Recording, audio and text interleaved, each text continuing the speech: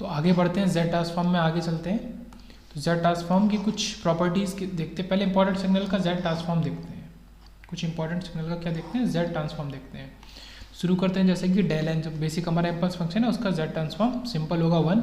और are O सी जैसा कि हमें पता है फाइनाइट लेंथ के सिग्नल का इंटायर जेड प्लेन होता है। कुछ एक्सेप्शन है कि हम एक्सेप्ट किसको छोड़ सकते हैं, Z equal to 0, Z equal to infinity को छोड़ सकते हैं। और देखते हैं, फिर देखते हैं यू एन का, तो 1/1 माइनस जेड इनवर्स, या फिर इसको बोलना तो ये क्या हो जाएगा, ये हो जाएगा जेड अपॉन जेड माइनस 1। तो ये हो जाएगा यू एन का, या फिर 1/1 माइनस जेड इनवर्स। सेम चीज़ रहेगी लेकिन आर ओ सी में डिफरेंस है। ये एक राइट साइडेड सिग्नल है तो मॉड जेड ग्रेटर देन 1 होगा, और minus of U of minus N minus 1 जो है इसका भी जेड ट्रांसफॉर्म तो सेम होगा बट इसकी आर ओ सी लेस होगी। ये क्या है, लेफ्ट साइडेड सिग्नल है, ये राइट साइडेड सिग्नल है। सिमिलरली अगर इसमें ए ऑफ एन हम मल्टीप्लाई कर देते हैं तो जो हमने बार बार डिस्कस किया, जो मैंने बोला है कि समथिंग की पावर एन, जिस चीज़ की भी पावर एन है वही यहाँ पे जेड इनवर्स के संग मल्टीप्लाई हो रहा है। तो इसका और माइनस ऑफ ए की power N U of minus N minus 1, इन दोनों का जेड ट्रांसफॉर्म सेम रहेगा, जैसे कि यहाँ ऐसे एम ही लिखा हुआ दिख रहा है। But at the same time अगर हम बात करें इनकी आर ओ सी की, तो ये मॉड जेड हमारा, ठीक है, ये राइट साइडेड है और ये लेफ्ट साइडेड है। तो अब तक मतलब कुछ चीज़ें रट गई होंगी कि राइट साइडेड आर ओ सी के लिए हमारा क्या है, यू ऑफ एन है पॉजिटिव, और लेफ्ट साइडेड के लिए नेगेटिव होगा। आगे बढ़ते हैं, पहले इधर देख लेते हैं फिर इधर बाद में जाएंगे। तो n इंटू ए की पावर n यू एन, मतलब एक एक स्टेप आगे बढ़ रहे हैं। अब इसी से जो अपने ऊपर पड़ा उसमें n और मल्टीप्लाई कर दिया है, तो यहाँ पे क्या होगा, a Z inverse upon 1 minus A Z inverse का होल स्क्वायर। तो अगर यहाँ पे n यू एन की बात कर रहे हैं उसमें a की पावर n भी मल्टीप्लाइड है, तो ये हो जाएगा। तो ये क्या है, याद रखने वाली चीज़ है, मतलब सीधे यहाँ पे सॉल्यूशन ही दे रखा है कुछ इंपॉर्टेंट सिग्नल का। अब क्योंकि u ऑफ n है इसलिए आर ओ सी आपको हमेशा से पता होनी चाहिए, समझ में आनी चाहिए, mod Z greater than mod A. Similarly यहाँ पे माइनस अगर कर देंगे, माइनस एन कर देंगे और U of minus N minus 1 कर देंगे, तो यहाँ पे जो जेड ट्रांसफॉर्म है वो सेम रहेगा। ओके, वो सेम रहेगा बट आर ओ सी हमारी लेस देन हो जाएगी, ठीक है, लेफ्ट साइडेड हो जाएगी। Similarly cos omega N you N की अगर बात करें तो Z square minus Z cos omega not upon Z square minus 2z cos omega not plus 1, इसे पीछे देख चुके हैं। थोड़ा सा डिफरेंस है, लिटिल डिफरेंस है। यहाँ पे z साइन ओमेगा नॉट है, यहाँ पे z कॉस ओमेगा नॉट तो है ही, बट उसके साथ में ये z स्क्वायर अलग से आ रहा है, तो ये z स्क्वायर माइनस ये चीज़ है, तो वो याद कर लेंगे। Cos omega nought n into U N और cos sine omega nought n into U N, क्योंकि दोनों में यू एन है तो आर ओ सी सेम होगी, मॉड जेड ग्रेटर देन 1। तो ये कुछ बेसिक सिग्नल थे जिनका जेड ट्रांसफॉर्म हमने देखा। अब हम बात करते हैं, तो बात करते हैं इस क्वेश्चन की जो साइड में लिखा हुआ था, determine X of N for X Z. हमको जेड ट्रांसफॉर्म दिया और हमसे क्या पूछा है, एक्स एन पूछा है, उल्टा किया है, और 3 अलग अलग आर ओ सीज के लिए पूछा है। तो वो कैसे पता कि 2 यहाँ पे पोल हैं, ओके, 2 पोल हैं 1 और 2, तो 1 और 2 की वजह से नंबर ऑफ पोल्स अगर 2 हैं तो आर ओ सीज कितनी हो जाएंगी, 3। एक क्या है उस 2 से बड़ा, एक 1 से छोटा, एक 1 से 2 के बीच में, तो 3 पॉसिबल आर ओ सीज हो सकती है। तो तीनों अलग अलग आर ओ सी के लिए अलग अलग हमारा आएगा। तो हमें एक्स निकालना, एक्स एन निकालना है, एक्स जेड हमको गिवन है। तो एक्स जेड हम क्या करेंगे, जो यहाँ पे जेड था उसको नीचे ले आएंगे, एक्स जेड अपॉन जेड। उसका एक रीज़न है वो भी देखेंगे, ऐसा क्यों, 1 upon Z minus 1 into Z minus 2 का होल स्क्वायर। तो ये हमारा बचा। अब इसको हम पार्शियल फ्रैक्शन लगा लेंगे, ठीक है, पार्शियल फ्रैक्शन लगा लेंगे। तो A B C, A upon Z minus 1 B upon Z minus 2 plus C upon Z minus 2 का होल स्क्वायर। तो अब हम इसको पार्शियल फ्रैक्शन लगा के सॉल्व करेंगे और इस जेड को वापस ले जाएंगे। क्यों, क्योंकि ये जो फंक्शन था हमने क्या देखा था, जेड अपॉन जेड माइनस 1, जो मैंने यहाँ पे लिखा भी था, ये है जेड अपॉन जेड माइनस 1। इसका क्या किस चीज़ का जेड ट्रांसफॉर्म है, ये यू एन का जेड ट्रांसफॉर्म है। तो यहाँ पे ऊपर जेड होना ज़रूरी है, तभी ये 1 अपॉन 1 माइनस जेड इनवर्स बनेगा। तो ये जेड होना ज़रूरी था। अब हम खुद से लगाएं या इसको अलग से लेके आए, यहाँ पे मौजूद था तो हमने पहले इसको इधर नीचे ले लिया और फिर इसको वापस हमने ऊपर जाके लगा दिया। तो ये इसका हमें पता है, सिमिलरली इसका भी पता है। इसी तरीके से इनका हम एक्स एन लिख सकते हैं। तो यहाँ पे ऊपर z होना ज़रूरी था। अब a b c हम सॉल्व करके निकालेंगे, तो z को रिटेन करके रखो ताकि फॉर्मूले से रिलेट हो, ठीक है, और इन्वर्स लिखना इजी हो जाए। तो ये चीज़ ज़रूरी है, देखते हैं। तो यहाँ से ये 1 upon Z minus 1 minus 1 upon Z minus 2 plus 1 upon ये आया। तो 1 माइनस 1 1 यहाँ पे a b c की वैल्यू आई, z को उधर ले गए। और जब z को उधर ले गए और इसको हमने फिर इस तरीके से लिख लिया, z अपॉन जेड माइनस 1 क्या बन गया, 1 अपॉन 1 माइनस जेड इनवर्स बन गया। तो पहले आर के लिए देखते हैं सबसे पहले। अब ROC से क्या मतलब है वो समझते हैं, क्या हेल्प होगी वो समझते हैं, क्योंकि ROC mod Z greater then 2 है, तो ये क्या है, एक राइट साइडेड सिग्नल है, तो इसमें u ऑफ जो n होगा वो पॉजिटिव होगा हमेशा, तो हम u ऑफ n का ही इस्तेमाल करेंगे। अगर हम हाइलाइटर को लेके देखें तो xn क्या होगा, u ऑफ n, इसके लिए सेम, इसके लिए u ऑफ n, और यहाँ पे क्योंकि 2 आ गया है तो समथिंग की पावर n, तो वही समथिंग यहाँ पे आता है, तो जो 2 की पावर n अगर था यहाँ पे, तभी यहाँ पे 2 आया तो ये 2 यहाँ पे आ गया, तो -2 की power n into you of n, तो ये दो चीज़ का तो आपको इन्वर्स समझ में आया होगा। मैं इसको और ऐसे कर देता हूँ, इन दो का इन्वर्स तो आपको समझ में आया होगा। अब बात करते हैं इसकी, इसमें 2 सप्लाई करते हैं, 2 ऊपर और नीचे सप्लाई कर देते हैं, 2z अपॉन z-2 का होल स्क्वायर। तो इस सिग्नल का भी हमें पता है, जो था n इंटू 2 की पावर n un। अब इधर देख सकते हैं चल के, ये az inverse upon 1 minus az inverse का होल स्क्वायर, तो ये होल स्क्वायर वाला टर्म ही वहाँ पे आ रहा है, तो ये जो चीज़ है ये वही चीज़ आ रही है। इसको z इन्वर्स के टर्म में सॉल्व करेंगे तो आ जाएगा, तो ये वही चीज़ है।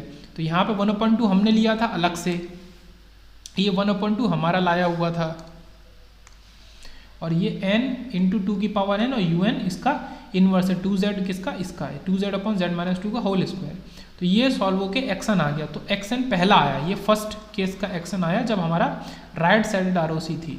सिमिलरली बात करें तो लेफ्ट साइडेड के लिए निकाल सकते हैं। सेकंड केस की बात करते हैं तो लेफ्ट साइडेड ROC है, लेफ्ट साइडेड सीधे सीधे पता है, ठीक है, ये मॉड z लेस देन 1 है, तो हर चीज़ में सेम आंसर रहेगा, बट माइनस लग जाएगा और u ऑफ -n -1 हो जाएगा।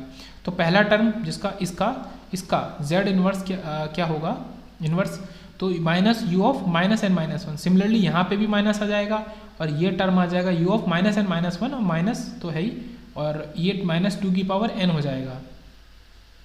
एक माइनस तो पहले से ही था ये, तो ये तो पहले था, यहाँ पे अलग से और माइनस आ गया, अलग से जो माइनस आया तो उसको हम इससे नोट कर रहे हैं, ये तो ये आ गया। फिर तीसरा जो केस है लेफ्ट साइडेड के लिए, वो भी सेम है, 1/2 पहले से था, यहाँ पे माइनस आया क्योंकि लेफ्ट साइडेड है, और u ऑफ -n -1। तो इतना ज़्यादा हार्ड नहीं है, चीज़ें आसान है, बस छोटी छोटी चीज़ें उनको देखते हुए जोड़ते हुए चलना है। तो ये हमारा आया, तो ये जो पूरा आया,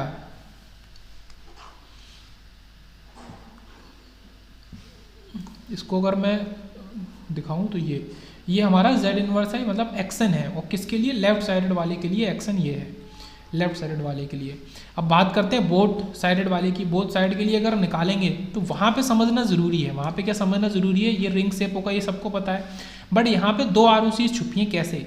एक जो मॉड z ग्रेटर देन 1 है, ये कैसी ROC है, राइट साइडेड ROC है। सेम टाइम पे अगर बात करें तो हमारा मॉड z लेस देन 2 है, तो ये कैसी ROC है, ये लेफ्ट साइडेड ROC है। तो इसको लिख लेते हैं, this is right sided ROC क्योंकि मॉड z बड़ा है किसी भी नंबर से, ये लेफ्ट साइडेड ROC क्योंकि मॉड z 2 से छोटा है।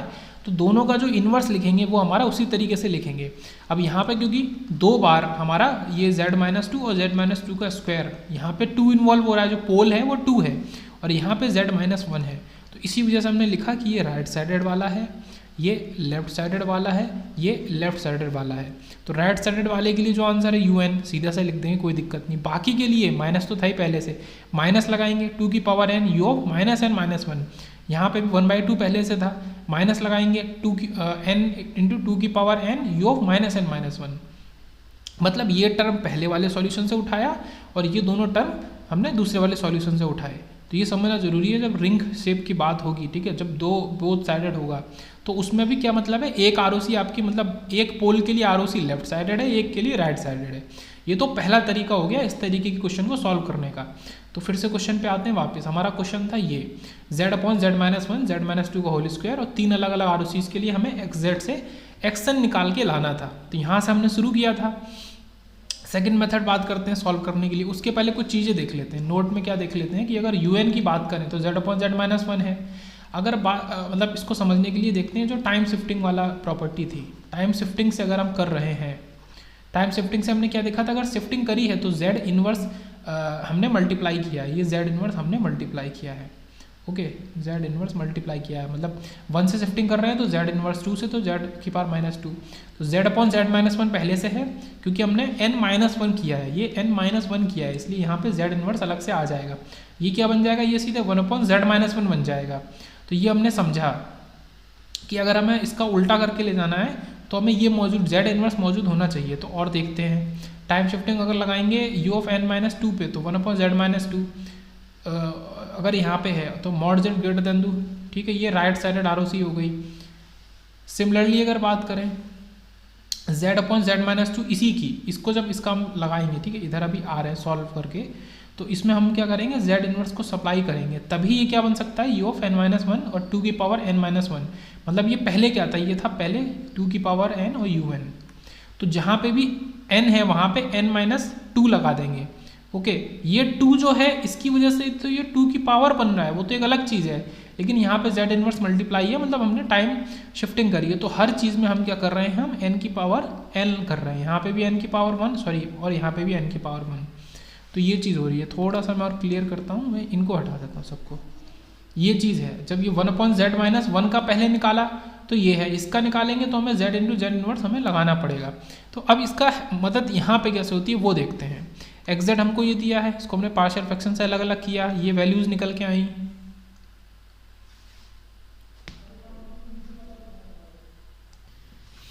अब सेकेंड मेथड में क्या हो रहा है कि जो पहले यहाँ पे हमारे पास क्या होता था, z होता था। ओके, ये जो z इसके नीचे होता था, तो ये a b c था, अब हमने a1 b1 और c1 लिया है, और यहाँ पे z हमारा इसको इंक्लूड करके ही हमने इसको लिया है, और क्योंकि z स्क्वायर वाला यहाँ पे z आ गया, तो ये आ गया 1 -1 और 2 आफ्टर सॉल्विंग। अब ये क्या है मैं दिखाता हूँ, ये प्रीवियस आंसर है, this is answer by first method, तो थोड़ा सा कंफ्यूजन है बट कंफ्यूज होंगे नहीं। दिस इज प्रीवियस आंसर, ये सॉल्व करके हमें आंसर लाना है, इसको सॉल्व करके अगर हम आंसर ला रहे हैं तो हमारा ये निकल के आ रहा है, वो कैसे देखते हैं। इसी में 1/z-1 में हमने z भी डाला और z इन्वर्स भी डाला। अब इससे क्या हुआ, z इन्वर्स डालने से क्या समझ में आ रहा है कि ये जो भी चीज़ है इसका टाइम शिफ्टिंग हो जा रही है, किससे 1 से, तो ये z/z-1 u ऑफ n-1 है, u ऑफ n है, और क्योंकि z इन्वर्स इसमें मल्टीप्लाई हो रहा है, ये u ऑफ n-1 हो जा रहा है। अब अगर आप देखें, कंपेयर करें, मैं इसको हाईलाइट करता हूँ, ये u ऑफ n था पहला टर्म, यहाँ पे u ऑफ n-1 आ रहा है पहला टर्म, तो डिफरेंट आंसर आ रहा है डिफरेंट अप्रोच से, तो आंसर्स अलग अलग हो सकते हैं बट सॉल्यूशन उनका सेम ही होगा, इसमें आप वैल्यू रखेंगे तो आंसर आपको सेम ही मिलेगा। सिमिलरली यहाँ पे क्या हो रहा है, z/z-2, क्योंकि मैंने z यहाँ पे भी डाला है और z इन्वर्स भी डाला है, क्योंकि असली में ऊपर कुछ भी नहीं है। ओके, तो ये जो a1 b1 c1 आया है, ये c आया है, ये कैसे आया है, बिकॉज यहाँ पे हमने z को इंक्लूड कर लिया है जब पार्शियल फ्रैक्शन लगाया है, वहाँ पे हमने इधर नीचे रखा था फिर ऊपर ले गए थे। इसको सॉल्व करेंगे तो जो है ये इसमें 2 की पावर n un में जहाँ भी n है वहाँ पे n-1 कर दिया। ओके, तो फिर से आंसर चेंज आ गया। थर्ड टर्म में भी यही चीज़ करी है, n-1 ये जो है, क्योंकि यहाँ पे z डाला है और z इन्वर्स है, तो ये जो अंदर की चीज़ है 2z/z-2 का होल स्क्वायर, ये क्या है 2 की power n u of n है, क्योंकि ये चीज़ है तो यहाँ पे हम क्या कर देंगे n-1 कर देंगे जहाँ जहाँ n है। ओके, आंसर दिखने में डिफरेंट है बट सैंपल सेम ही वो, ठीक है। तो दोनों में अगर हम सैंपल निकालेंगे तो वो 0 से शुरू होगा ओरिजिन पे और उसके आगे सैंपल्स होंगे, तो दोनों का आंसर सेम होगा। तो ये बस इतना समझाना था कि अगर आप अलग तरीके से कर रहे हो, z को इंक्लूड किया आपने पार्शियल फ्रैक्शन में या नहीं किया, तो आंसर चेंज हो जाएगा उस तरीके से। बट यहाँ पे थोड़ा सा लंबा है, यहाँ पे आप अगर टाइम शिफ्टिंग लगा रहे हैं तो थोड़ा सा यहाँ पे लंबा आ रहा है, क्योंकि आपको z भी चाहिए, z इन्वर्स भी चाहिए, z इन्वर्स चाहिए टाइम शिफ्टिंग के लिए, और ये तो है ही। अगर यहाँ पे z पहले से मौजूद नहीं है तो आप दोनों को एक साथ ला सकते हैं, z और z इन्वर्स को, z इन्वर्स बाहर जिसकी वजह से टाइम शिफ्टिंग हो जाएगी, अंदर वाले z/z-1 की वजह से वो u ऑफ n बन जाएगा। ओके, तो आगे चलते हैं। Assuming ROC to be mod z less than 1/3 determine, एक क्वेश्चन है x of 0, x of -1, x of -2। Okay, same यही है, ROC को एक बार लेफ्ट साइडेड हमने लेना है और एक बार राइट साइडेड लिया है, तो हमें सॉल्व करके लाना है, ये तीनों वैल्यूज़ को हमें सॉल्व करके लाना है। तो मेथड 3 देखते हैं, लॉन्ग डिवीजन मेथड से। तो mod z less than 1/3 action will be left sided, arrange numerator denominator polynomials in increasing order of, ठीक है, पावर ऑफ z। तो इसमें क्या करना है हमें, एक बार ये स्टेटमेंट बहुत इंपॉर्टेंट है, इसको मैं येलो से हाईलाइट करता हूँ, arrange numerator and denominator polynomials in increasing power of z। Okay, तो ये चीज़ इंपॉर्टेंट है। एक बार हम ये देखेंगे, अगर हम इसको 2 सॉल्यूशन चाहते हैं, अब अगर हम एक ही तरीके से एक बार ROC लेफ्ट साइडेड के लिए एक बार राइट साइडेड के लिए एक ही तरीके से अगर निकाल दें, मतलब इनको अरेंजमेंट जो हो रहा है जैसा हमने यहाँ किया है, तो सेम ही आंसर दे देगा, वो अलग आंसर क्यों देगा, दो आंसर के लिए हमें अरेंजमेंट दो अलग अलग करने पड़ेंगे। तो ये मैंने आपको दिखाया arrange numerator and denominator polynomials in increasing power of z। कैसे? ये z की पावर -1 है, ये 1 है, इस 1 को हम क्या लिख सकते हैं, z की पावर 0। तो ये जो -1 है पहले, फिर उसके बाद 0 आ रहा है, उसके बाद मतलब 1 आ जाएगा, तो इंक्रीजिंग पावर है, ये इंक्रीजिंग पावर है। तो यही चीज़ यहाँ पे लिखी है। सेम चीज़ हम देखते हैं दूसरे मेथड में। देखो यहाँ पे मैंने क्या किया है, arrange numerator and denominator polynomials in decreasing power of z। Decreasing power of z हमने लगाया, ओके लगा रहे हैं। तो डिक्रीजिंग पावर ऑफ z का मतलब कि हमने 0 फिर -1 फिर -2 इस तरीके से हम आगे बढ़ेंगे। तो वही चीज़ हमने यहाँ पे करी है कि 1 प्लस z की पावर -1। तो 1 क्या है हमारा, z की पावर 0 प्लस z की पावर -1, जो डिक्रीजिंग है। अब ऐसा किया है तो फिर हमें आंसर क्या मिलता है। तो ये तो मैंने बस दिखा दिया कि दो अलग तरीके लिए हैं, अब उनको सॉल्यूशन भी देखते हैं। यहाँ पे कौन सी ROC थी, ये ROC आपकी राइट साइडेड वाली थी, ठीक है, mod z ग्रेटर देन 1/3। पहले इसको देख लेते हैं। तो ये आया, ठीक है। तो इस तरीके से हमने लगाया z inverse plus z0 1/3 z inverse plus z0। तो इस 1 को हमने ये लिख लिया। तो इस तरीके से किया। अब इससे इसको डिवाइड कर दिया। ये क्या कहलाता है, लॉन्ग डिवीजन मेथड, ऊपर लिखा ही है, this is long division method. Long division method में हमने इसको डिवाइड किया। तो इससे डिवाइड करेंगे तो इसमें पहले 1/3 z इन्वर्स में क्या मल्टीप्लाई करें कि z इन्वर्स बन जाए, तो वो 3 मल्टीप्लाई करें। तो ये z इन्वर्स बन गया और 1 हमारा 3 बन गया। तो ये कट गया इससे प्लस माइनस होके, और ये आ गया 2 -2, ये आ गया -2, ये माइनस हो रहा है नीचे -2। अब इसको इसमें क्या मल्टीप्लाई करें कि ये -2 बन जाए। तो इसमें 2 मतलब 2 × 3z मतलब 6z मल्टीप्लाई करें तो ये -2 बन जाएगा। तो इस तरीके से सॉल्व करके हमारा आंसर आया ये 3 - 6z + 18z² अप टू आगे आगे। ये क्या है, summation of xn into z की पावर -n का समेशन है, ओके। तो यहाँ से हमें निकाल के क्या लाना था, x(0) निकालना था, x(-1) और x(-2) निकालना था, जो क्वेश्चन में पूछा है। इसका क्या मतलब है कि शुरू के 3 सैम्पल वैल्यूज हमें देनी है, बस उनके कोएफिशिएंट बताने हैं। तो देखते हैं x(0) equal to x(z) equal to x(0), x(-1) into z, x(-2) into z²। तो यहाँ से क्या निकल के आ रहा है, साफ साफ दिख रहा है कि 3 आ रहा है, -6 आ रहा है और 18 आ रहा है। तो ये 3 - 6 और 18 हमारे आंसर आ गए। तो ये तो पहला मेथड हुआ। दूसरे मेथड में हमने उल्टा इसको अरेंज किया है, ओके। क्या किया है, डिक्रीजिंग पावर में अरेंज किया है। तो 1 + z इन्वर्स मतलब z0 + z इन्वर्स और z0 + 1/3 z इन्वर्स। तो इसको करेंगे। अब इसको हमने लॉन्ग डिवीजन मेथड लगाया, ये गलत है, लॉन्ग डिवीजन मेथड ये लगाया, उसको सॉल्व किया, उसको सॉल्व करके हमें आंसर मिला ये मतलब ये मिला 1 + 2/3 z इन्वर्स -2/9 z इन्वर्स। तो यहाँ से क्या आ रहा है, x(0) is 1, x(-1) is 2/3, okay, x(-2) is -2/9। तो ये डिफरेंट आंसर आए डिफरेंट मेथड से सॉल्व करने पे। एक बार ROC अलग थी, एक बार ROC अलग थी। अब डिफरेंट आंसर्स चाहिए भी थे हमें, क्योंकि क्या होता है कि z ट्रांसफॉर्म तो सेम है, बट ROC हमारी एक बार राइट साइडेड है और एक बार लेफ्ट साइडेड है। तो z ट्रांसफॉर्म भले ही सेम है, ROC अलग है, तो इससे जो हमारा xn निकलेगा तो वो xn हमारे दो अलग अलग होंगे, एक ये x' अलग अलग होंगे, एक नहीं होगा। तो इसीलिए हमें दो अलग अप्रोच चाहिए थी, दो अलग मेथड चाहिए थे और दो अलग ROC के लिए दो अलग आंसर चाहिए थे।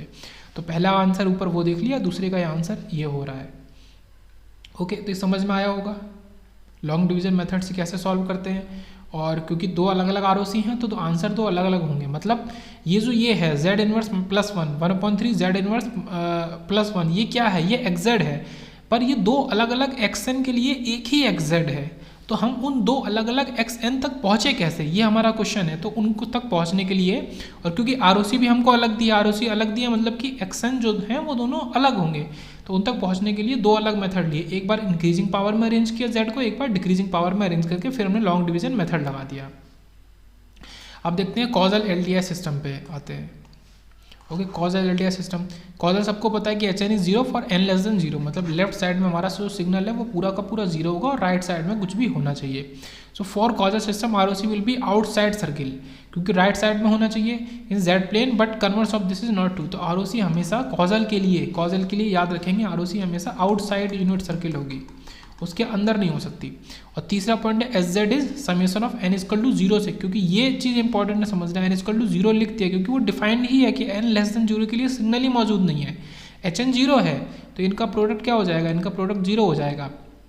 सो n इजकल टू 0 से लेके infinity H N into Z की पावर माइनस एन। ये किसका फॉर्मूला है? ये हमारा जेड ट्रांसफॉर्म का फॉर्मूला है। ओके, तो H of 0 plus H of 1 Z inverse plus H of 2 Z minus 2 फिर एच ऑफ 3 जेड की पावर माइनस 3 करके आगे तक हम जाएंगे। So for causal system expansion of transfer function does not include the power of Z.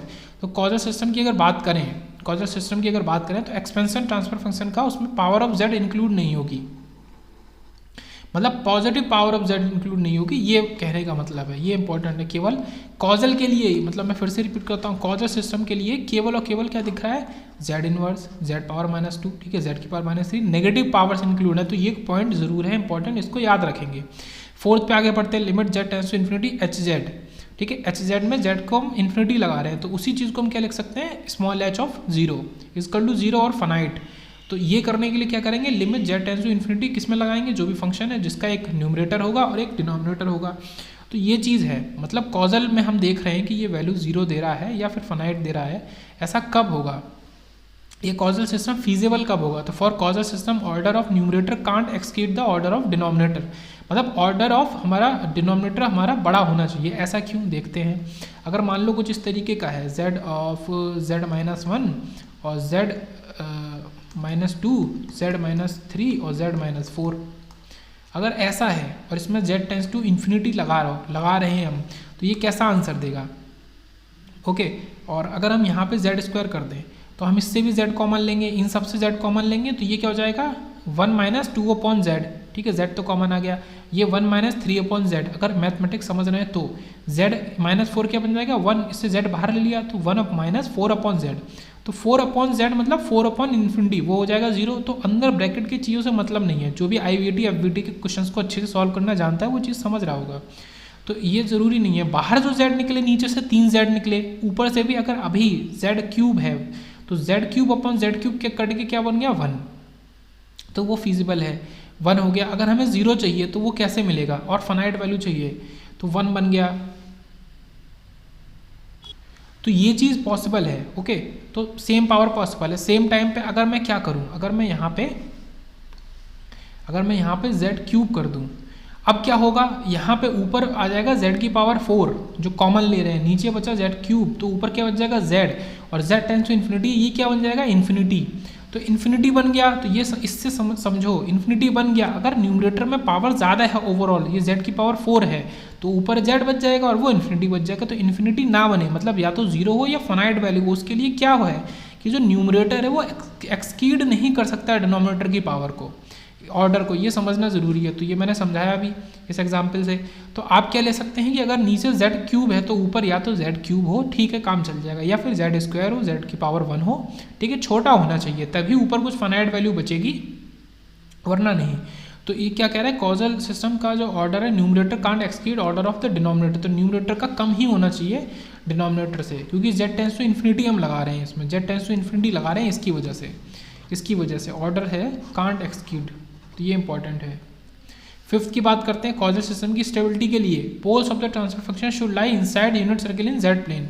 तो stability के लिए क्या बात करेंगे? अगर हम बात करेंगे एस प्लेन की और जेड प्लेन की, तो एस प्लेन का जो मतलब होता है ना कि लेफ्ट साइड, और यहाँ पे अगर मैप कर रहे हैं हम, तो ये हमारा यूनिट सर्किल है, तो इसका अंदर ये दोनों एक ही कंडीशन कहलाती हैं, this is S plane, this is Z plane.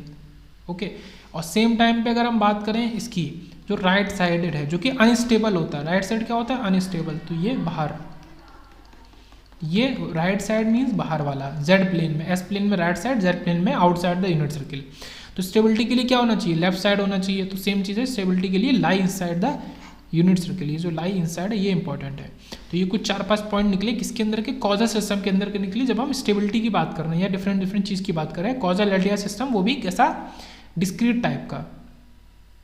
अब बात कर लेते हैं एंटी कॉजल की। एंटी कॉजल क्या है? कॉजल क्या होता है एक बार रिवीजन कर लेते हैं, छोटा सा, वैसे तो पता होना चाहिए। कॉजल मतलब ये आपका सिस्टम कुछ भी सिग्नल राइट साइड में ही आपका मौजूद होना चाहिए, लेफ्ट में पूरा 0 होना चाहिए, तो ये कॉजल हो गया। हम बात करते हैं नॉन कॉजल की। नॉन कॉजल का क्या मतलब होता है कि राइट साइड में तो सिग्नल था, कुछ हिस्सा लेफ्ट साइड में भी आ गया, तो ये अब कॉजल नहीं रहा, बट फिर भी अभी भी ये नॉन कॉजल बन गया, पर एंटी कॉजल नहीं बना है। एंटी कॉजल मतलब कॉजल का बिल्कुल अपोजिट, बिल्कुल एंटी, मतलब आपका पूरा सिग्नल जो है वो लेफ्ट साइड में ही है, राइट में कुछ भी नहीं है। तो ये आपका क्या है, एंटी कॉजल। तो एंटी कॉजल, नॉन कॉजल और कॉजल में ये इतना डिफरेंस होता है। दिस इज नॉन कॉजल, मतलब इधर तो प्रेजेंट है ही, अब ये एंटी कॉजल भी है और नॉन कॉजल भी है, मतलब नॉन कॉजल ये दोनों है, बट ये स्पेसिफिक नॉन कॉजल ही है और ये नॉन कॉजल के अंदर एंटी कॉजल भी है। मतलब नॉन कॉजल होने का मतलब, अगर सिर्फ पूछा जाए नॉन कॉजल की क्या डेफिनेशन है, तो लेफ्ट साइड में कुछ भी प्रेजेंट अगर है सिग्नल तो वो नॉन कॉजल है, राइट में प्रेजेंट है या नहीं है उससे फ़र्क नहीं पड़ता है। तो वही चीज़ कि राइट में प्रेजेंट है या नहीं है उससे फ़र्क नहीं पड़ता, तो वो नॉन कॉजल। अगर लेफ्ट में कुछ भी प्रेजेंट नहीं है तो वो कॉजल, और अगर केवल और केवल लेफ्ट में प्रेजेंट है तो वो एंटी कॉजल। तो for the stability of anti causal LDR system poles should lie outside unit circle in Z plane. तो क्योंकि एंटी कॉजल उल्टा होता है तो यहाँ पे हमारे जो पोल है वो बाहर लाई करने चाहिए। तो एंटी कॉजल की स्टेबिलिटी के लिए हमारा एस प्लेन में क्या कंडीशन होनी चाहिए कि हमारा राइट साइड में लाई करना चाहिए पोल्स, उल्टा जो हम यूजली पढ़ते हैं।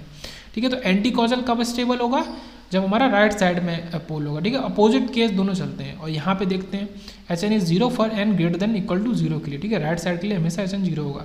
For anti causal LDR system ROC will be inside circle in Z plane but converse of this statement in. ठीक है, तो आरओसी जो होगी वो इनसाइड सर्किल होगी जेड प्लेन में एंटी कॉजल के लिए। और स्टेबिलिटी के लिए पोल्स जो हैं, ROC is different thing, poles different thing. ये तो आरओसी बनी, ठीक है, रीजन, और पोल जो है वो ये वैल्यूज होती हैं। तो एंटी कॉजल के लिए जो आरओसी है वो इनसाइड होनी चाहिए यूनिट सर्किल के। ओके, और ऊपर क्या है, कॉजल के लिए जो आरओसी है वो आउटसाइड होनी चाहिए, ये हमने देखा। ठीक है, कॉजल के लिए आरओसी आउटसाइड होनी चाहिए, एंटी कॉजल के लिए इनसाइड होनी चाहिए। पोल्स का उल्टा है, कॉजल के लिए पोल्स इनसाइड होने चाहिए और एंटी कॉजल। ठीक है, ये मैं एक ही में दिखा देता हूँ। अगर मैं यहाँ दिखाऊँ, ये तो आरओसी है और ये मान लो पोल है, ये समथिंग पोल है। तो ये कॉजल सिस्टम की स्टेबिलिटी के लिए पोल अंदर होने चाहिए, आरओसी बाहर। एंटी कॉजल के लिए आरओसी अंदर, पोल बाहर। ठीक है, आगे देखते हैं ज्यूरी टेस्ट। तो जिस तरीके से रूथ हर्विट्ज क्राइटेरिया होता है, इसी तरीके से ज्यूरी टेस्ट होता है हमारा सिग्नल के अंदर डिस्क्रीट फंक्शंस के लिए। और वो क्राइटेरिया किसके लिए होता है, जब हमें पता करते हैं कितने पोल्स राइट साइड में लेफ्ट साइड में होते हैं, तो वो कंटिन्यूस के लिए क्या होता है, रूथ हर्विट्ज क्राइटेरिया। यहाँ पे ज्यूरी टेस्ट है डिस्क्रीट के लिए। It is use to check stability okay of discrete time causal LTI system. ठीक, कॉजल भी है, एलटीआई भी है, डिस्क्रीट है और स्टेबिलिटी उसकी पता कर रहे हैं हम। तो आगे बढ़ते हैं। कुछ इस तरीके से सिग्नल है, अज्यूम इसको मान लेते हैं कि कॉजल सिस्टम। ठीक है, assume as z causal system. तो के एम ये कोफिशिएंट है जेड की पावर एम। ठीक है, अलग ऊपर अलग पावर है और ये m-1 घटती जा रही है, तो इसको हमने घटती हुई क्रम में सजा लिया है। आखिरी में केवल कॉन्स्टेंट बचेगा के नॉट। समली यहाँ पे ए एन जेड की पावर एन n-1 और आखिरी में केवल कांस्टेंट ए नॉट। तो ये न्यूमरेटर अपॉन डिनोमिनेटर है। तो कंडीशन ऑफ कॉजलिटी हमने देखी ही कि जो m है, न्यूमरेटर का जो ऑर्डर है वो या तो इक्वल हो सकता है या फिर कम हो। ठीक है, डिनोमिनेटर से। ये पूरा हमने एग्जाम्पल की मदद से देख लिया। ये जो कंडीशन है किसके लिए, स्टेबिलिटी के लिए, इसको हमने एग्जाम्पल की मदद से देख लिया। शुड भी पॉजिटिव तो होनी ही चाहिए, और मतलब ऑर्डर जो है पॉजिटिव तो होना ही चाहिए, और m less than equal to n होना चाहिए। ओके, उसके बाद कैरेक्टरिस्टिक इक्वेशन निकालो। कैरेक्टरिस्टिक इक्वेशन कौन सी होगी, नीचे वाली इक्वेशन होगी, ये वाली, ये पूरी। तो डी जेड जो है वो इक्वल टू 0 होना चाहिए। ठीक है, पॉजिटिव वैल्यू या तो हो, 0 होना चाहिए, मेन चीज़ है। जब इसको 0 रखेंगे तो जो पोल्स निकले पॉजिटिव। फिर बात करते हैं नेसेसरी कंडीशन फॉर स्टेबिलिटी की। यहाँ पे क्या ज़रूरी है, ज्यूरी टेस्ट की बात कर रहे हैं। ज्यूरी टेस्ट में नेसेसरी कंडीशन फॉर स्टेबिलिटी क्या है, तो D1 जो पहली कंडीशन है। ज्यूरी टेस्ट के लिए नेसेसरी कंडीशंस क्या है, तो ये हमें देखना है। ठीक है, स्टेबिलिटी के लिए जो भी हमारा कैरेक्टरिस्टिक इक्वेशन है या फिर जो HZ है, इसका हम देख रहे हैं। किसका देख रहे हैं, HZ के बारे में देख रहे हैं। सो ज्यूरी टेस्ट थोड़ा सा क्या है, ट्रिकी है। ठीक है, रूट हर्विट्ज क्राइटेरिया से थोड़ा सा अबव लेवल पे है, मतलब बहुत ही रेयर भी आता है, लेकिन ठीक है पढ़ रहे हैं तो समझना जरूरी है। पहली चीज़ फर्स्ट कि D(1), इसी DZ में अगर D(1) रखें तो वो हमारा पॉजिटिव आना चाहिए। ओके, D(-1) अगर रख रहे हैं तो वो पॉजिटिव आना चाहिए। अगर n जो एक इवन एंटीजर है, ये जो m और n वाला है, n किसका है, n है डिनोमिनेटर का, मतलब हमारा पोल्स वाली साइड का जो कैरेक्टरिस्टिक इक्वेशन है उसका। अगर ये इवन है, मतलब कैरेक्टरिस्टिक इक्वेशन कुछ इस तरीके से z² + 2 ठीक है, z प्लस 1, तो ये इवन है, तो हाईएस्ट पावर है, इवन है, तो z अगर इवन है तो पॉजिटिव आना चाहिए और ऑड है तो नेगेटिव आना चाहिए। डी ऑफ -1 को भी रख के चेक करेंगे और 1 को रख के चेक करेंगे, तो ये दो हमारे केस हैं। अब जीरो चार्ट में अगर आपको क्या निकालना है, नंबर ऑफ रोज निकालनी है, उसका फॉर्मूला है 2n-3, मतलब अगर n की वैल्यू 2 है तो 2 × 2 4 - 3 मतलब 1, तो केवल एक रो आएगी। अगर n की वैल्यू 3 है तो 6 - 3 तीन रो आएंगी, तो इस तरीके से हमारा बढ़ेगा। तो बेसिक जो जीरो चार्ट होता है वो कुछ ऐसा बनता है। बेसिक जीरो चार्ट z की पावर 0 1 2 अप टू z की पावर n, यहाँ पे ये रोज हैं 1 2 3 4 5 नंबर ऑफ रोज है, ठीक है। 6 तक का उसके बाद का यूज में नहीं आता, 5 तक ही यूज में आता है। तो यहाँ पे z 0 के लिए z की पावर 0 का जो टर्म है, तो यहाँ पे a0, ओके, a1 a2 और अप टू an, मतलब समझते हैं अगर आपके पास है 3z³ - 2z² प्लस z और -1, तो ये क्या है आपका, ये आपका a0 ये है 3 -2 2 और -1, तो ये आपके 4 टर्म निकले, ठीक है, ये आपके 4 टर्म यहाँ से निकलेंगे। और इसी को फिर उल्टा करके लिखेंगे, अगर आप देख रहे हो तो हमने क्या किया, इसी को a0, ठीक है, an-2 an-1 और an, तो ये जो यहाँ से यहाँ तक गाड़ी गई है इस तरीके से, यहाँ पे यही चीज़ उल्टी हुई है, ओके। तो अभी एग्जाम्पल से और ज़्यादा समझ में आ जाएगा। अब इसको ये जो मैंने सर्किल बनाए हैं इससे समझते हैं कि ये क्या कहना चाह रहा है। यहाँ पे हम क्या कर रहे हैं कि B0 B1 B2, ठीक है, दो रो तो हमने यहीं से निकालनी, जो भी इसके कोफिशिएंट है हमारे इसके, तो एक बार उन कोफिशिएंट को सीधे लिखा, एक बार उल्टा करके लिख दिया, ठीक है, यहाँ से उल्टा करके लिख दिया। तो दो रो तो हमने यहाँ से निकाल ली। अब तीसरी रो कैसे निकलेगी, ये जो B0 है, तो B0 निकालने के लिए क्या करना है हमें, इसके ऊपर वाले जो ये हैं, तो B0 निकालने के लिए ये लिखा है, ओके। तो B0 पहले B0 ये है, B0 निकालने के लिए समझते हैं। B0 निकालने के लिए क्या करना है, इसी A0 का इसी से मल्टीप्लाई करना है, माइनस नीचे वाले का नीचे वाले से मल्टीप्लाई, तो B0 क्या हो जाएगा, a0² - an²। तो B0 समझ में आया होगा। अगर B0 समझे तो पहले फिर Bi को देखें और ज़्यादा समझ में आएगा। ये जो B1 है, या फिर Bi बोलें या B1 बोलें, तो B1 को निकालने के लिए क्या करना है कि हमेशा लेना a0 और an को, तो हमेशा लेना है, ओके। और इनके जो ऊपर वाली टर्म है, मतलब B0 के ऊपर a0 an ही था, इसीलिए a0 का a0 से मल्टीप्लाई माइनस an का an से। अगर हम bn की बात कर रहे हैं तो a0 का a1 से मल्टीप्लाई इसके ऊपर वाले से, और a0 का an - 1 से मल्टीप्लाई, इस तरीके से ये a0, ठीक है, ai या फिर a1 माइनस an और an माइनस i या फिर an - 1, तो ये मल्टीप्लाई किया, इससे इसको माइनस कर दिया। मैं फिर से बताता हूँ, देखो अगर B0 निकाल रहे हैं, B0 निकाल रहे हैं तो a0 का a0 से ही मल्टीप्लाई और माइनस an का an से ही मल्टीप्लाई, तो ये चीज़ है, ओके। तो ये चीज़ समझ में आई। अब बात करेंगे B1 की। B1 निकालने के लिए हम क्या कर रहे हैं, a0 और an को तो ले रहे हैं, अब a0 का इस B1 के ऊपर वाले से मल्टीप्लाई a1, और a0 का इससे मल्टीप्लाई, तो a0 a1 माइनस an -1, तो उससे हमें B1 की वैल्यू पता चलेगी। सेम टाइम पे देखते हैं, देख रहे हैं B2 को निकालने के लिए, तो B2 को निकालने के लिए a0 को तो लेंगे, अब a0 का a2 से मल्टीप्लाई और an का an - 2 से मल्टीप्लाई, तो a0 a2 माइनस an -2, तो इससे हमारा B2 निकलेगा, ओके। तो ये चीज़ निकल के आई। अब हर जो भी रो को आप निकालना है उसके ऊपर वाली उनको ले लेंगे। तो कैसे देखते हैं, अगर हम निकाल रहे हैं C2 को, ओके, हम देख रहे हैं हम C2 को निकाल रहे हैं, ये रहा C2। तो C2 को निकालने के लिए उसके ऊपर दो रो कौन सी हैं, तो ये और ये तो बाय डिफ़ॉल्ट हमेशा चलेंगे। तो C2 को निकालने के लिए अगर देखें तो B0 का B2 से मल्टीप्लाई माइनस Bn - 1 का Bn - 3 से, इसके ऊपर वाले से, इसके एरो बनाई इसीलिए इसके ऊपर वाले से, तो यही चीज़ है। C2 निकालने के लिए B0 B2 minus Bn - 1 Bn - 3, तो इससे C2 निकालना सीखा। B1 B0, ओके, Bi मतलब इस i में सब कुछ हो सकता है। a0 और an तो फिक्स हैं, जैसे B वालों के लिए ऊपर के लिए a0 और an फिक्स थे, ऐसे C वाली रो के लिए B0 और Bn - 1 फिक्स हैं, वो फिक्स हैं, ओके।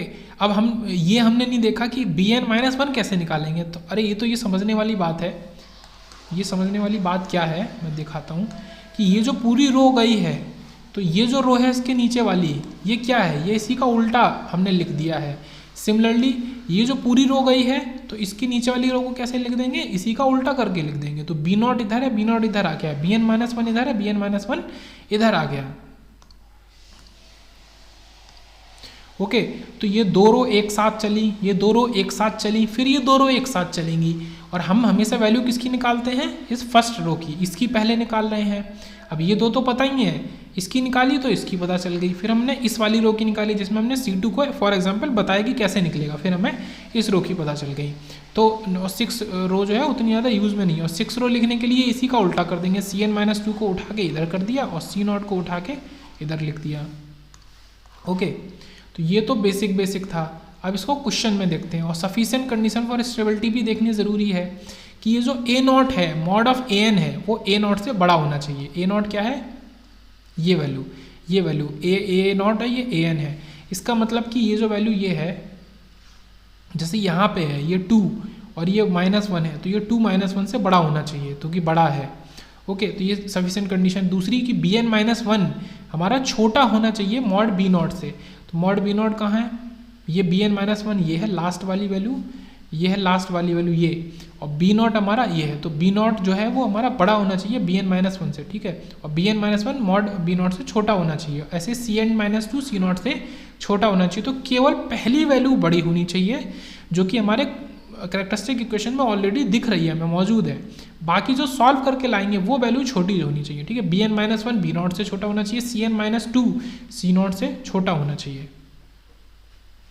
और यहाँ पे एक इंपॉर्टेंट और चीज़ थी, वो क्या है, जब वैल्यू को सॉल्व करेंगे, अगर आप ध्यान से देखें तो ये इस रो के नीचे मैंने डॉट डॉट लगा दिया है, मतलब ये इससे एक वैल्यू छोटी है, ये बी एन -1 तक ही जाएगा ये, लेकिन ए एन तक जाएगा, यहाँ पे कहीं होगा ए एन -1। ओके, तो ए एन -1 के नीचे हमारा बी एन -1 होगा, और ये उससे एक और कम तक जाएगा वैल्यू तक, ये सी एन -2 तक ही जा रहा है, मतलब यहाँ पे कहीं बी एन -2 होगा।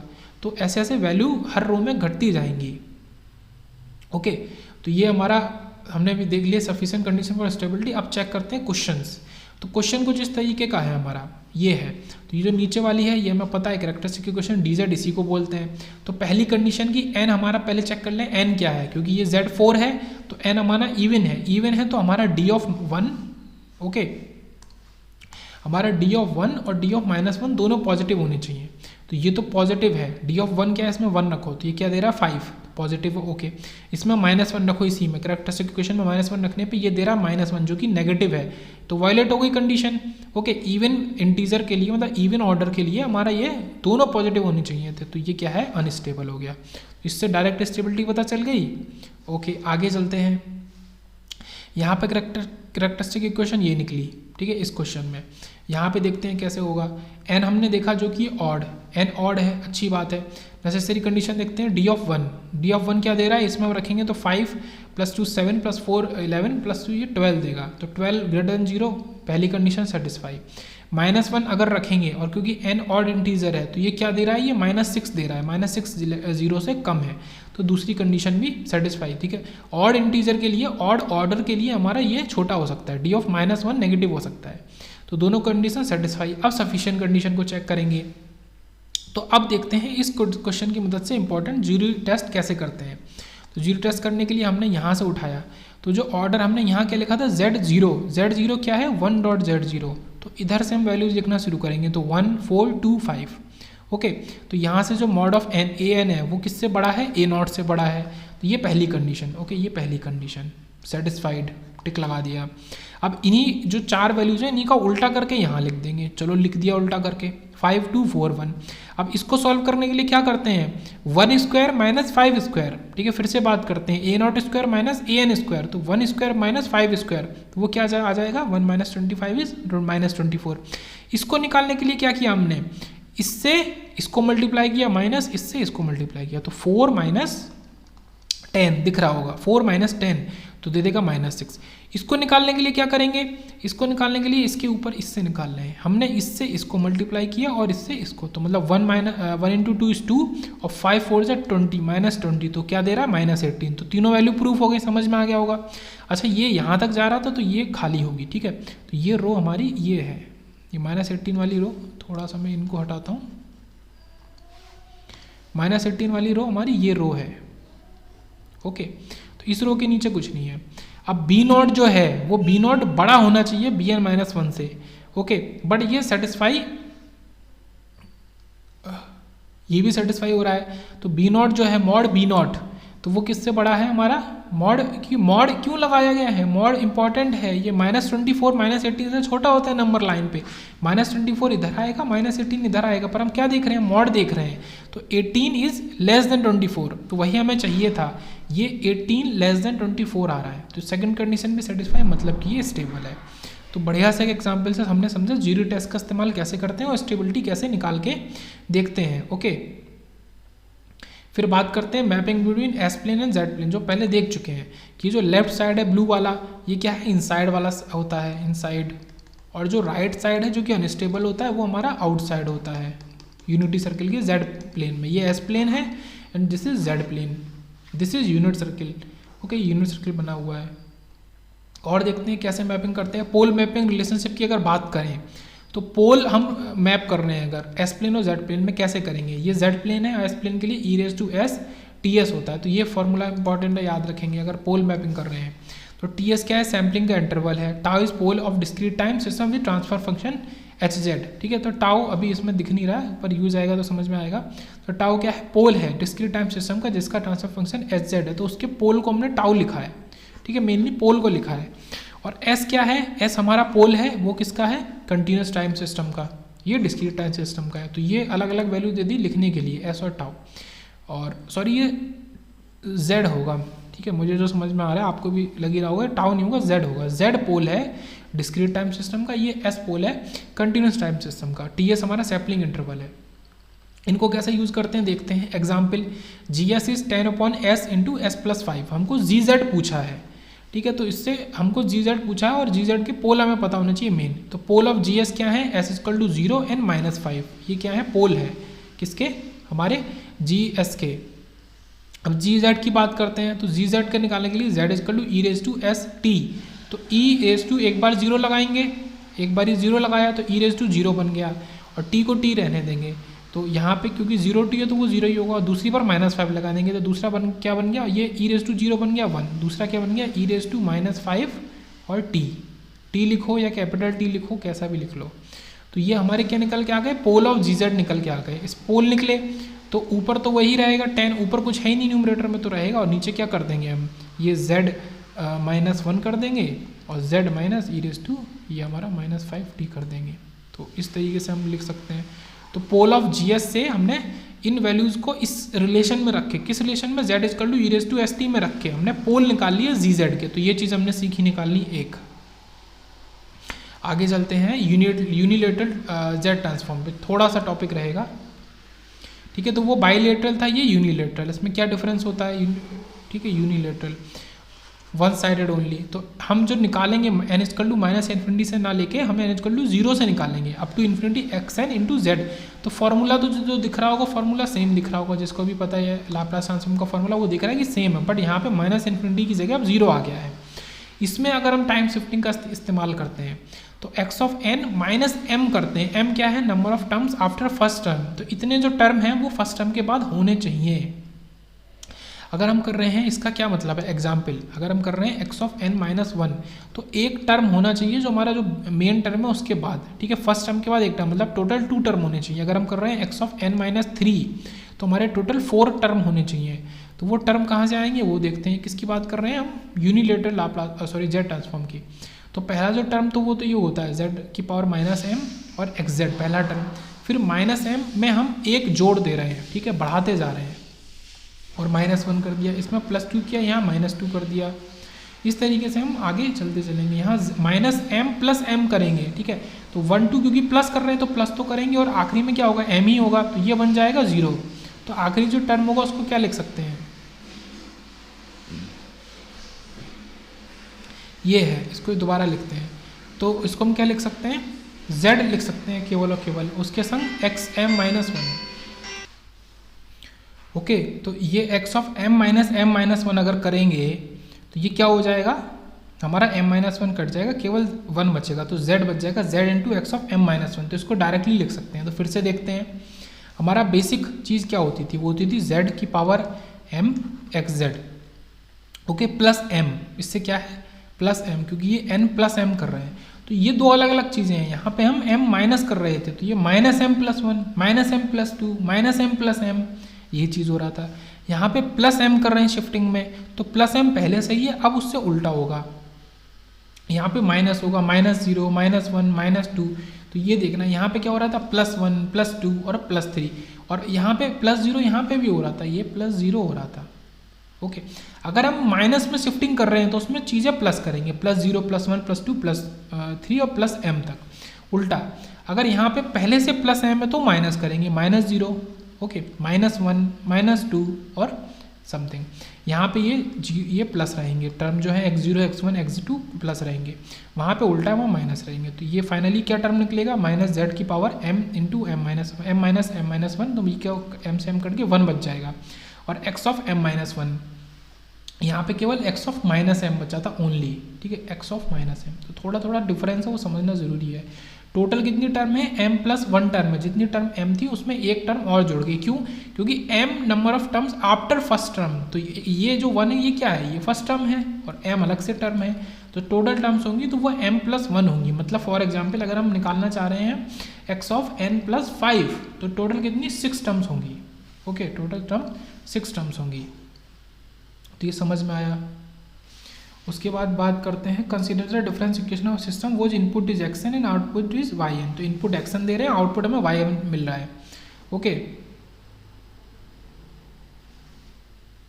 तो देखते हैं वाई एन जो है वो हमें इस तरीके से डिफरेंस इक्वेशन दी है। पहले डिफरेंस इक्वेशन की बात करी तो डिफरेंस इक्वेशन को समझना जरूरी है। ये डिफरेंस इक्वेशन है, ओके, ये डिफरेंस इक्वेशन है। तो इनपुट एक्सन है वो हमें वो भी दे दिया है, इनपुट भी दे दिया है, गुड, ये इनपुट दे दिया है। अब हमें सॉल्व करना है। हमने क्या किया, इस वाई एन को उठा के हमने वाई जेड बनाया, तो ये क्या बना, y of N minus one क्या बन गया, माइनस वन बाई टू हमारा z inverse y z plus z minus one plus one, okay, क्योंकि ये एन माइनस वन है तो यहाँ माइनस पहले से रहेगा, उसमें प्लस करेंगे चीज़ें, ओके। तो minus one plus one, y of minus one, y of minus one one है, इसमें लगा के देखें अगर, और ये हमारा क्या बन जाएगा, वन बन जाएगा। तो ये पूरा टर्म हमारा वन बचेगा केवल, ये हमको दिया था, y of minus one is one, और वाई ऑफ एन हमसे पूछा है, तो टोटली हमसे पूछ क्या रहा है, ये पूछ रहा है, ओके। तो देखना, पॉज करके भी देख सकते हो, समझ में नहीं आ रहा हो, वरना तो समझ में आ ही जाएगा। तो ये हमने माइनस वन प्लस वन किया, और ये हमको वैल्यू दी है पहले से वन, ये क्या बन गया, जेड की पावर जीरो, जो कि बन गया वन, किसी भी चीज़ की पावर जीरो बन गया वन, ओके। तो ये वाई जेड माइनस, ये क्या किया है, ये माइनस क्यों आया, क्योंकि ये उस तरफ था, इसको इस तरफ लाएंगे तो ये क्या बन जाएगा, ये माइनस बन जाएगा, वन बाई टू, और इक्वल टू क्या बन रहा है, एक्स जेड, और एक्स जेड क्या दिया, वन बाई थ्री की पावर एन यू एन, तो इसका क्या होगा, वन बाई थ्री की पावर एन यू एन का क्या होगा, Z transform, one upon one minus one by three Z inverse. अब तो समझ में आएगा, आ गया होगा, one minus something into Z inverse, something क्या, जिस चीज़ की भी पावर एन थी तो वो, तो किस चीज़ की पावर एन है, वन बाई थ्री की पावर एन है, तो ये वन बाई थ्री हमने यहाँ पे लगा दिया, ये वन बाई थ्री लगा दिया। फिर से अगर देख लें तो इसका जो ये एक्सन है, इसका जो निकाल के ला रहे हैं वो हमारा ये आ रहा है, इसको इसके इक्वल रख रहे हैं, ओके। तो यहीं पे हमने इसमें वाई जेड कॉमन ले लिया, तो ये कुछ इस तरीके से आया, फिर इसको इधर से इधर भेज दिया। ये जो टर्म है one minus one by two z inverse, इसको हमने उठा के किधर भेज दिया, इसके नीचे, तो ये आया, ये वन बाई टू, ठीक है, ये वन बाई टू ये है, इसके नीचे ये आ गया, समझ में आ रहा होगा। ये चीज़ है, ये चीज़ पहले से थी, इसमें ये मल्टीप्लाई हो गया। फिर वही है, वही पार्शियल फ्रैक्शन लगाओ और इसको अलग अलग ए बी वैल्यू को निकालो, सॉल्व करो, फिर इनका इन्वर्स ले लो, तो one by two upon one minus one by two Z inverse क्या बन जाएगा, वन बाई टू तो पहले से है, उसको तो रहेगा, ये जो वन बाई टू है ये एज इट इज़ रहेगा। पहले मैं ये चीज़ें हटा दूँ।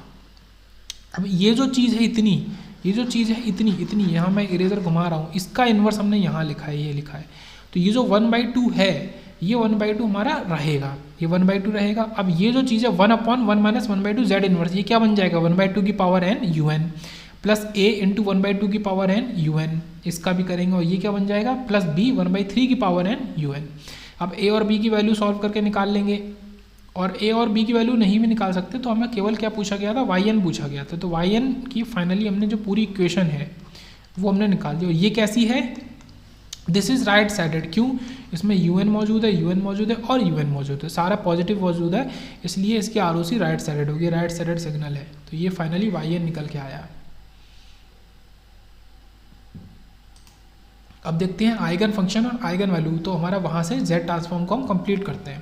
तो आइगन फंक्शन और आइगन वैल्यू अगर देखें तो आइगन फंक्शन आइगन वैल्यू कैसा होता है, ए की पावर एन हमारा ये आइगन फंक्शन है। अब इसी को LDS सिस्टम से पास करते हैं तो ये कैसा बन जाएगा, एच जेड में अगर जेड इजकल टू ए लगा रहे हैं इंटू ए एन, तो ए एन दोनों जगह मौजूद रहेगा। ये आइगन फंक्शन आइगन वैल्यू की पहचान है।